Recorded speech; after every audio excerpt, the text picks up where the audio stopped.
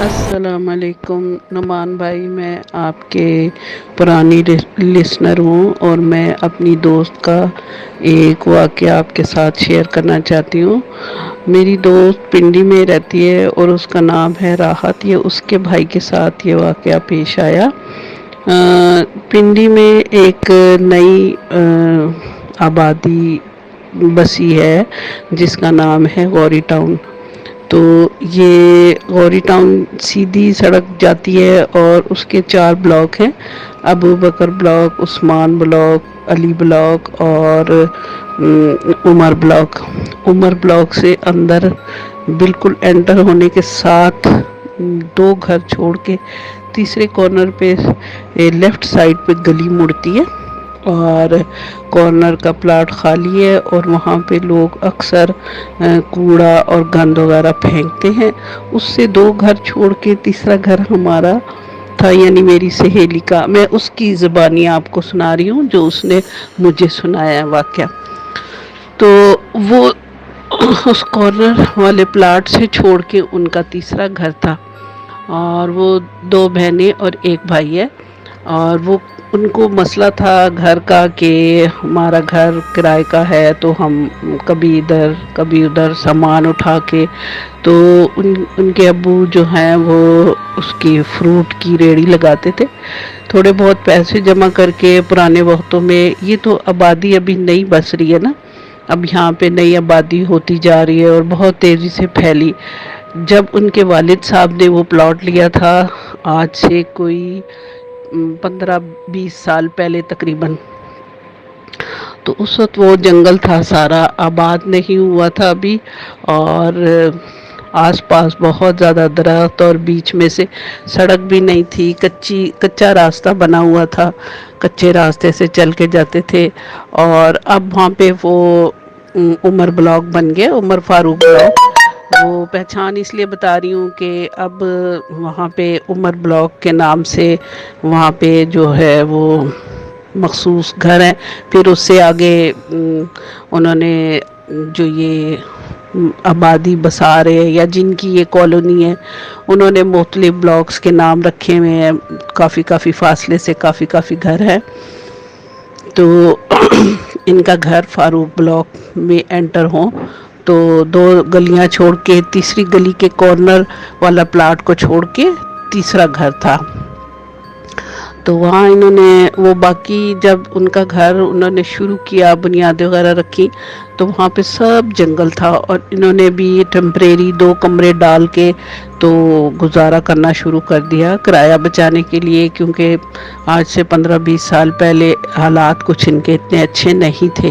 اب تو خیر انہوں نے اس گھر کو اچھا رینوویٹ کرا کے بالکل نئے ڈیزائن کا اور بہت اچھا بنا لیا۔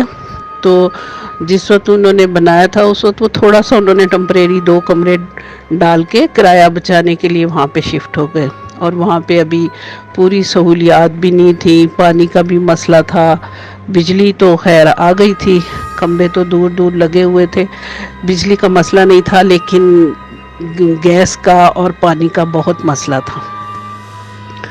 تو وہ کہتے ہیں کہ ہم نے مطلب اپنے کرایہ بچانے کے لیے، گزارا کرنے کے لیے، ہم تینوں بہن بھائی پڑھنے والے تھے، تو پھر ہمارے والد صاحب کی اتنی آمدنی نہیں تھی کہ گھروں کے کرائے بھی دیتے، بجلی کے بل، گیس کے بل، اور پھر اس کے بعد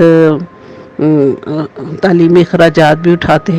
تو ظاہر ہے ایک اکیلا کمانے والا ہو تو اس کے لیے مشکل ہو جاتا ہے۔ تو ان کے والد نے کچھ کمیٹی وغیرہ ڈال کے کچھ پیسے جمع کر کے پلاٹ لے لیا وہاں پہ، اور 2 کمرے ڈال لیے، پھر وہاں پہ شفٹ ہو گئے۔ تو میری بڑی بہن کا، ان کے کہنے کے مطابق بڑی بہن کا رشتہ چل رہا تھا، تو مہمان آنے تھے، تو بھائی کو والد صاحب نے کہا کہ تم پانی کا ذرا زیادہ ذخیرہ کر لینا۔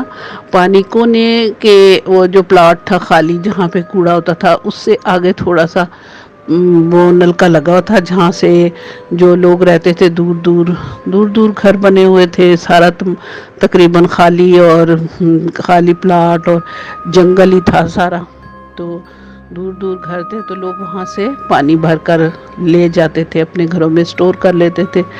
تو ان کے والد صاحب نے کہا بیٹے کو کہ ان کا بیٹا بھی ایک ہوٹل پہ کام کرتا تھا، اور کبھی اس کی دن کی ڈیوٹی ہوتی تھی اور کبھی اس کی رات کی ڈیوٹی ہوتی تھی۔ تو جب اس نے پانی کا اسٹور کرنا تھا، والد صاحب کہہ کے گئے تھے کہ پانی زیادہ اسٹور کر لینا، مہمان آئیں گے تو پانی کی کمی نہیں ہونی چاہیے۔ تو رات ہو گئی کافی ہوٹل سے واپسی پہ، تو بہت دیر ہو گئی، 2-2:30 کا وقت تھا تقریباً۔ تو گھر گیا تو دیکھا پانی نہیں تھا۔ کھانا شانا کھا کے والدہ نے کہا بیٹا صبح پانی لے آنا، لیکن وہ کہنے لگا امی صبح مہمان آئیں گے تو میں ابھی تھوڑا سا پانی ابھی لے آتا ہوں، تھوڑا صبح لے آؤں گا۔ تو 2-3 جو ہے وہ چکر میں ابھی لگا لیتا ہوں پانی لانے کے لیے، باقی صبح لے آؤں گا۔ پانی کا انہوں نے ڈرم رکھا ہوا تھا، 2 ڈرم تھے، وہ پانی اس میں بھر کے اسٹور کر لیتے تھے۔ تو وہ پانی بھرنے گیا تو رات کا ٹائم تھا اور چاروں طرف سناٹا، ایک سردیوں کی رات ہو اور اتنی زیادہ رات کا وقت گزر چکا ہو اور ہر طرف سناٹا ہو، جنگل ہی جنگل ہو، تو کیا ماحول ہو سکتا ہے، اندازہ لگا سکتے ہیں آپ۔ وہ خیر آپ کو پتا لڑکے اس قسم کی پرواہ نہیں کرتے، کچھ نہیں ہوتا، کوئی بات نہیں۔ ماں والدہ ان کی کہتی نہیں، ماں ان کی سمجھاتی رہی بیٹا بہت رات ہے، پھر چلے جانا، صبح چلے جانا، لیکن وہ بضد تھا کہ نہیں میں تھوڑا سا ابھی میں فریش ہوں تو میں ابھی لے آتا ہوں پانی۔ بہرحال وہ پانی لینے گیا۔ تھوڑی دیر بعد ابھی برتن میں پانی بھرنے کا انتظار کر رہا تھا نلکا کھول کے، کہ سامنے سے اس نے دیکھا کہ گلی میں 3 اس کو سائے سے نظر آئے کالے کپڑوں میں۔ اس کو تجسس ہوا کہ یہ اس وقت گلی میں کون ہے، رات کے ٹائم نا۔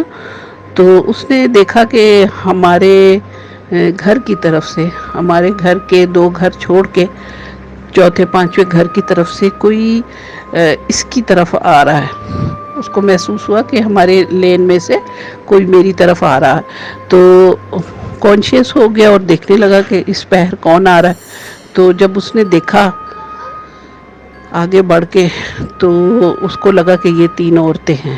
اس کو اور تجسس ہوا کہ یہ اس ٹائم رات کو عورتیں کیا کرنے جا رہی ہیں اور کیوں نکلی ہیں گھروں سے، وہ بھی کالے کپڑوں میں۔ تو وہ جب آگے ہوا تو اس نے دیکھا تو وہ عورتیں نہیں تھی بلکہ وہ چڑیلیں تھیں ان کی۔ جب اس نے دیکھا اور آنکھوں سے آنکھیں ملی تو اس نے دیکھا کہ ان عورتوں کی زبان جو ہے وہ پاؤں تک آ رہی ہے، اتنی بڑی بڑی لٹکی ہوئی ہیں زبانیں، اور ان کی آنکھیں نہیں ہیں بلکہ آنکھوں سے آگ کے گولے نکل رہے جیسے شعلے نکل رہے۔ تو وہ اتنا زیادہ ڈر گیا کہ وہ وہیں بے ہوش ہو گیا۔ نلکا کھلا چلتا رہا اور وہ برتن بھرنے کا انتظار کرتا رہا اور وہیں بے ہوش ہو کے گر گیا۔ جب کافی دیر ہو گئی اور اس کی والدہ انتظار کر رہی تھی کہ وہ پانی لے کے آئے گا، جب وہ پانی لے کے نہیں آیا تو انہوں نے خود جانے کی ٹھانی اور وہ خود چلتی ہوئی ادھر تک گئی۔ دیکھا تو ان کا بیٹا بے ہوش پڑا تھا اور پانی کا برتن بھر چکا تھا اور پانی بہہ رہا تھا۔ تو پھر انہوں نے محلے میں سے اور ساتھ والے گھر سے ان لوگوں کے مطلب مردوں کو بلایا اور کہا، شور مچایا کہ دیکھو میرے بیٹے کو کیا ہو گیا، یہ بے ہوش ہے یا یہ ختم ہو گیا۔ ڈر گئی تھی وہ بہت زیادہ کہ اس کو ہو کیا گیا۔ تو پھر محلے کے لوگ آئے اور انہوں نے اس کو اٹھایا، گھر میں لے کر آئے اور پانی بھی ان کا بھر دیا، لیکن اس کو ہوش نہیں آیا۔ ڈاکٹر کے لے کے گئے، ڈاکٹر کو کوئی وجہ پتہ نہ چلی۔ اسی اثناء میں صبح ہو گئی، پریشانی میں پھر ڈاکٹر کے لے کے گئے، ڈاکٹر کو کوئی وجہ سمجھ نہیں آئی۔ ڈاکٹر نے کہا شدید ذہنی دباؤ یا کوئی بہت زیادہ پریشانی یا صدمے کی وجہ سے شاید یہ بے ہوش ہوا۔ تو بہرحال انہوں نے اپنا ٹریٹمنٹ کیا۔ پھر اس کے بعد اس کو بہت شدید بخار رہا، اور بہت شدید بخار رہا تو یہ لوگ پریشان ہو گئے کہ دوائیوں سے بخار بھی نہیں اتر رہا اور اتنا تیز بخار کیوں ہے۔ پھر کسی عالم کو دکھایا، لوگوں نے کہا کہ ان کو کسی عالم کو دکھاؤ، تو کسی عالم کو دکھایا تو انہوں نے بتایا کہ اس نے کوئی اس کے اوپر سایہ ہے ابھی، اور خوف ہے اس کو نا، خوف کی وجہ سے اور سائی کی وجہ سے اس نے کوئی ایسی چیز دیکھی ہے، تو اس کے اوپر ابھی معمولی اثر ہے، اس کا معمولی سایہ ہے ان چڑیلوں کا۔ پھر عالم صاحب نے ان کو ہفتہ 15 دن تک علاج کیا، کوئی پانی وغیرہ پینے کے لیے دیا، دم کیا ہوا، تعویذ وغیرہ جلانے کے لیے دیے۔ پھر جب وہ انہوں نے سارا کچھ کیا تو اس کے حواس بحال ہوئے لڑکے کے، اور وہ بخار وغیرہ اترا اور وہ ٹھیک ہوا۔ نہیں تو بخار میں بھی اور ویسے بھی وہ عجیب و غریب باتیں خلا میں دیکھ کے کرتا تھا۔ جب وہ مکمل ٹھیک ہو گیا تو اس کی والدہ نے کہا کہ بیٹا میں آپ کو پہلے ہی منع کر رہی تھی، آپ کیوں گئے تھے؟ پھر اس نے بتایا کہ میں نے اس طرح کی خوفناک چیزیں دیکھی تھی، ایک نہیں 3 تھیں وہ، اور میری طرف دوڑتی ہوئی آ رہی تھی، تو میں خوف سے بے ہوش ہو گیا۔ تو یہ اس میں ہمیں سبق بھی ملتا ہے کہ ہمیں بڑوں کا کہنا ماننا چاہیے، اور رات کو اسپیشلی خاص طور پہ رات کو اکیلے کہیں بھی سناٹے والی جگہ پہ، تنہائی والی جگہ پہ جانے سے پرہیز کرنا چاہیے، اور بڑوں کا کہنا مان لینا چاہیے، کیونکہ اس میں ہماری بھلائی ہوتی ہے، اور بڑے جو بتا رہے ہوتے ہیں وہ ہماری ہی بھلائی کے لیے بتا رہے ہوتے ہیں۔ تو میں آپ سب سے کہوں گی کہ جو بڑے کہتے ہیں اس پہ عمل کریں، اور خدا را کہ جنگل کی سائڈ پہ یا کسی بھی ایسی جگہ پہ جہاں پہ ویرانہ ہو، تنہا جانے سے گریز کرے، اور اگر بہت ہی ضروری جانا ہے تو آیت الکرسی وغیرہ پڑھ لیا کرے۔ بہت شکریہ، اللہ حافظ۔ شکریہ نعمان بھائی، آپ نے ایک اچھا چینل بنایا جہاں پہ ہم اپنے واقعات، اپنی آپ بیتیاں شیئر کر سکتے ہیں، جہاں پہ ہم دوسروں کی آپ بیتیاں بھی شیئر کر سکتے ہیں، اور دوسروں کے لیے اس میں ایک سبق بھی ہوتا ہے۔